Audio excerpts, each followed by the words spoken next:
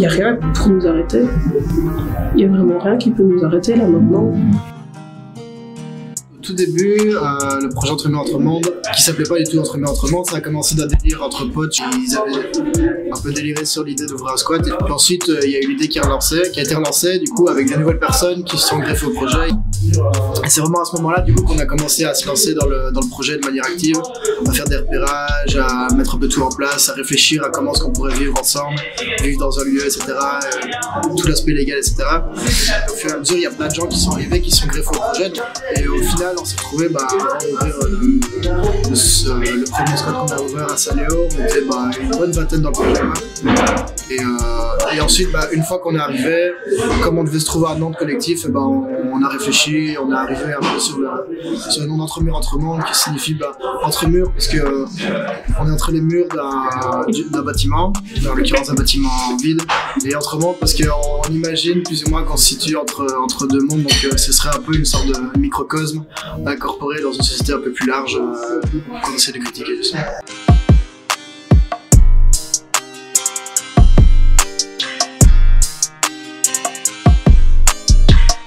Entre les murs de bâtiments qu'on se réapproprie, on a envie de créer un petit bout du monde qu'on veut voir naître, quoi.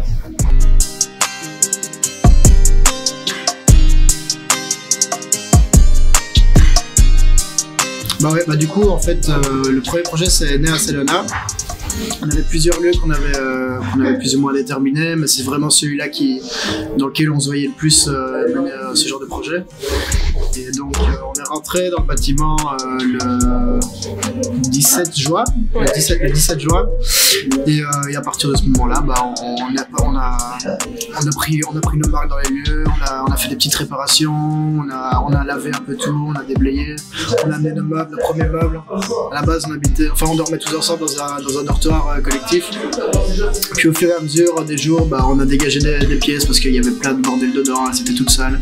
Et chaque jour, on se réappropriait une nouvelle pièce qu'on prenait, on en faisait quelque chose, on aménageait un peu tout. Et donc au fur et à mesure, on a eu un dortoir, puis on a eu une cuisine, on a eu une petite cuisine, puis on a eu un salon, puis après le salon, on a eu une salle de réunion, puis après une deuxième cuisine, puis une salle de bain. Et donc au fur et à mesure, on ouvrait pièce après pièce, et ça symbolisait un peu l'avancée du projet, quoi. Donc d'abord on se concentrait un peu sur à se faire un lieu de vie commun, donc un endroit où on se sent bien, où on peut dormir, et après on continue à développer le projet pour en créer un centre social et l'ouvrir vraiment à un large public, quoi.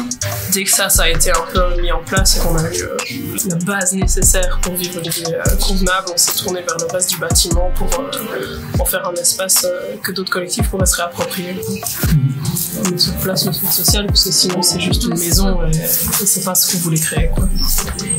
Ouais, comme on y est resté 3 mois, j'ai l'impression que c'était le début, et du coup c'était en évolution constante, il y avait tout le temps des nouveaux trucs qui s'ajoutaient, et ça devenait de plus en plus un centre social.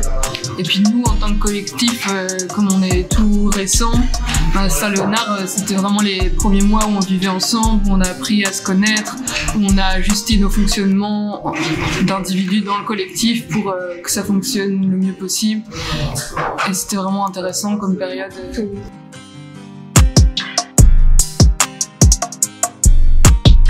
Comme on a dit, Léonard c'était un peu notre premier essai, quoi, un peu un laboratoire d'expérience comme ça, où on a un peu tâté un peu ce que c'était la vie en collectivité, la vie à beaucoup de monde, l'ouverture en centre social, etc. Puis ensuite aussi retaper un bâtiment, se réapproprier tout un bâtiment et ouvrir un nouveau lieu de vie.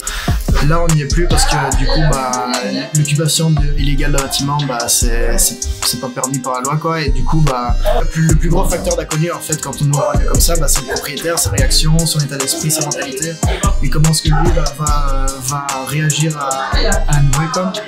Donc voilà, le propriétaire lui était pas ouvert au dialogue, il a pas voulu écouter nos arguments, alors qu'on a des bons arguments pour pouvoir trouver un accord commun.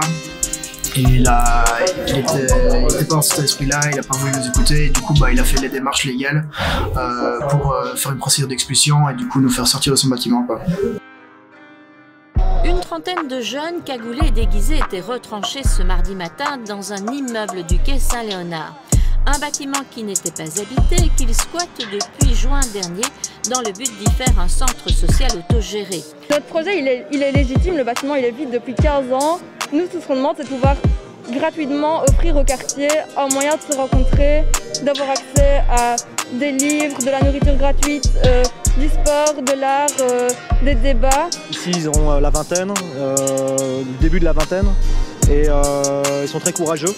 Elles sont très courageuses, il y a beaucoup de filles, et ils se défendent pour avoir un logement à prix décent, et une vie culturelle qui ne soit pas dictée par le profit.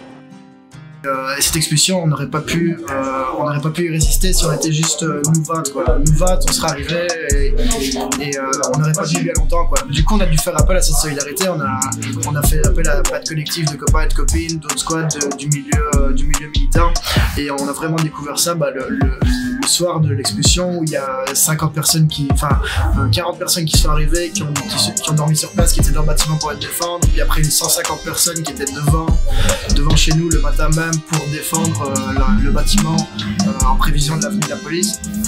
Puis on a aussi vu cette solidarité qui s'est déployée via aussi les réseaux, par Facebook par exemple, ou par des personnes qui sont venues signer devenues signataires d'une lettre d'un communiqué de presse. Donc pour vraiment essayer de donner de la visibilité à notre lutte quoi. Et du coup, on a mis notre vie à Saint-Léonard, on a monté le projet comme si on allait rester pour des années, tout en gardant en tête que c'était quand même un projet qui pouvait être assez éphémère. Et donc, quand on s'est fait expulser, du coup, on a décidé de déménager ici. Du coup, ici, on a Bressou, donc on est dans un quartier de Liège, quoi. Ouais, ce bâtiment-ci, en fait, on l'avait découvert en même temps que Saint-Léonard, quoi. C'est un lieu qui est totalement différent, mais qui se prête tout aussi bien à un projet social, si pas mieux au niveau de l'agencement du bâtiment. Mais après, chacun a ses points forts, ses points faibles. Alors ici, avant, c'était un centre pour jeunes placé par le juge. Et en fait, il y a 5 ans, ils ont vendu le bâtiment à un docteur français. Et le docteur a racheté ce bâtiment-ci. Et depuis lors, il a jamais rien fait, il a jamais entamé de travaux. En fait, il a juste acheté le bâtiment, il l'a laissé là, dans l'idée d'en faire des appartements plus tard, ou peut-être de leur vendre. Donc là, c'est clairement de la spéculation économique, quoi. Dans leur repérage, on sait que ça faisait au moins 5 ans qu'il était abandonné. Du coup, on s'est dit, ok, c'est bon, on peut y aller. On veut pas, on sait que le bâtiment est vide, qu'on peut y aller, et qu'on est légitime à rentrer dans ce bâtiment parce qu'il est bel et bien laissé à l'abandon, quoi.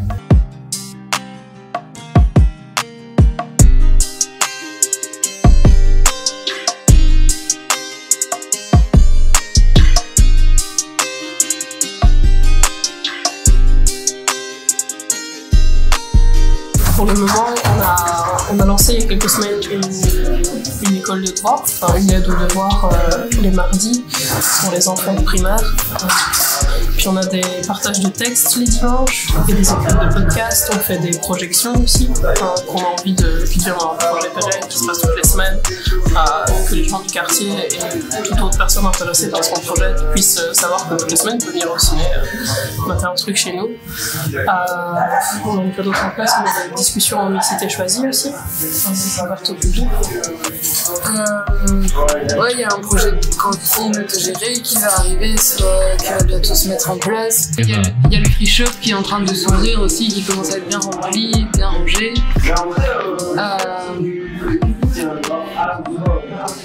Et puis des événements du coup plutôt ponctuels quoi.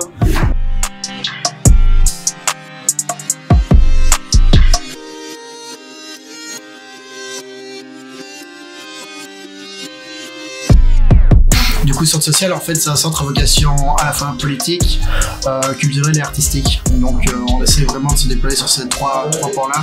C'est un centre ouvert au public qui s'implante dans un certain quartier, donc qui travaille avec, on essaye de travailler avec le quartier et de mener des activités qui sont pour et par les habitants du quartier. En tout cas, c'est ce qu'on essaie de développer. Donc, ce qui est bien dans ce type de projet, c'est qu'il y a des personnes qui seront qui ont plus la fibre, on va dire, artistique et qui vont plus développer ce sport-là, d'autres qui sont plus axés sur le politique et du coup qui vont mener des actions, etc. Et chacun d'entre nous, d'autres c'est la culture, etc. Donc chacun d'entre nous, en fait, on va amener un peu ce dans quoi on veut aller. Et ce qui est bien, c'est que chacun et chacune d'entre nous, en fait, nous renforçons, tu vois. Donc on se renforce, on avance ensemble nos idées. Donc c'est ça que je trouve qui est important dans l'idée de sens social. Et après, pour le côté autogéré, en fait, c'est parce que on vit sur le principe de l'autogestion. Donc c'est-à-dire qu'on veut avoir une hiérarchie la plus horizontale possible. Donc on travaille sans chef, sans autorité, on n'est pas sous le joug des institutions publiques. Il n'y a pas de responsable, il n'y a pas de personne attitrée pour quelque chose. C'est vraiment tout le monde qui va manœuvrer ensemble, partager des savoirs, décider collectivement. Donc c'est aussi réfléchir et penser à d'autres moyens de prendre des décisions que par exemple par le vote. Voilà, l'idée c'est chacun a son mot à dire. Chacune doit avoir son mot à dire, a une place et une importance dans la prise de discussion et personne ne va prendre l'ascendant sur l'autre.